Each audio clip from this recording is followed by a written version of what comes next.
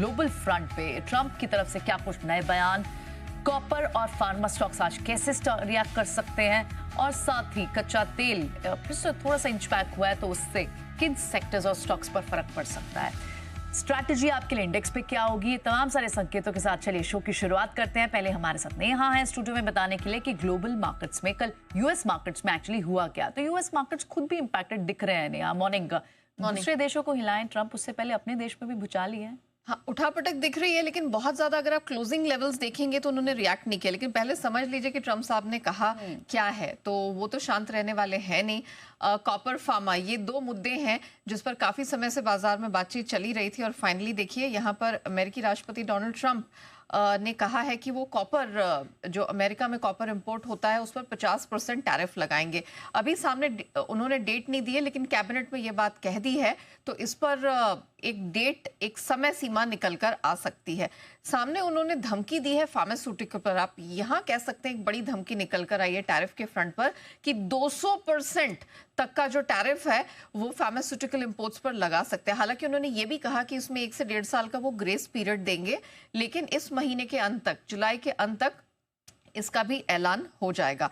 Trump ने साथ में ये भी कहा है कि पहले जो 9 जुलाई की डेडलाइन थी उन्होंने भले ही उसको बढ़ाकर 1 अगस्त कर दिया, लेकिन ये जो 1 अगस्त की जो डेडलाइन है ये आगे बढ़ने वाली नहीं है। 14 देशों को ऑलरेडी टैरिफ, जो नई बढ़ी हुई टैरिफ है, उसकी चिट्ठियां भेजी जा चुकी हैं 2 दिन पहले। जो अमेरिकी कॉमर्स सचिव हैं हॉवर्ड लुटनिक, उन्होंने कहा है कि अगले 2 दिनों में और 15 देशों को चिट्ठियां पहुंचा दी जाएंगी। मतलब यहाँ पर बहुत जल्द जो टैरिफ है उसको ये जल्द से जल्द लागू कर देना चाहते हैं। और 1 अगस्त से उन्होंने कहा कि 1 अगस्त वाली जो डेडलाइन है उसमें किसी भी तरह का एक्सटेंशन मिलने वाला नहीं है। कॉपर के केस में क्या हुआ, जैसे ये ऐलान है, क्योंकि कहीं ना कहीं मार्केट एंटिसिपेट कर रहा था कि स्टील, एल्यूमिनियम पे जो 50% इंपोर्ट टैरिफ का ऐलान किया, उसके बाद कॉपर को भी जल्द इस दायरे में लिया जाएगा, और उसका ऐलान यहाँ पर कर दिया है ट्रंप साहब ने।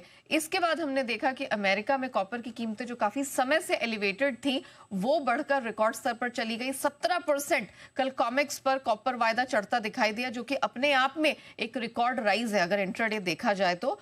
$5.90 के आसपास का all time high COMEX copper यहाँ पर छू चुका है। तो यहाँ पर कॉपर की सप्लाई को लेकर जो चिंताएं बनी, इसके चलते हमने देखा कि वहां पर स्ट्रेंथ आई। एलएमई कॉपर चढ़ा जरूर, लेकिन जब क्लोजिंग हुई तो हमने देखा लगातार चौथे दिन गिरकर बंद हुआ है।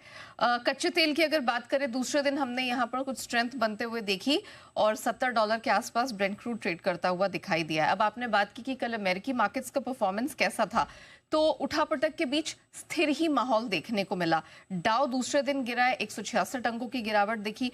नैस्डैक लगभग फ्लैट बंद हुआ है। एसएनपी में भी कोई बदलाव नहीं, 5-6 अंकों की ही कमजोरी देखने को मिली। एफओएमसी मीटिंग के मिनट्स आज जारी होने वाले हैं, और साथ ही कुछ और देशों के महंगाई और पीपीआई आंकड़ों पर नजर रहने वाली है।